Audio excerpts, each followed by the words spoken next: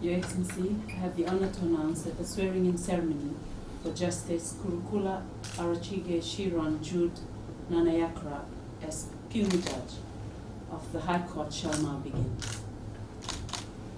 Your Excellency, I now have the honor to invite Justice Kurukula Arachige Shiron Jude Nanayakkara to take the oath of allegiance and the oath for due execution of judicial office.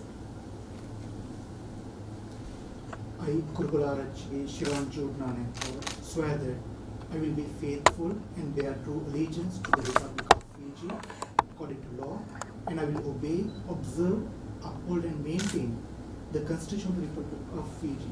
So help me God. I, Kurukula Arachige Shiron Jude Nanayakkara, swear that as a judicial officer within the courts of Fiji, I will be faithful and bear true allegiance to the Republic of Fiji, and that I will obey, observe, uphold and maintain the Constitution of the Republic of Fiji and all other laws of Fiji.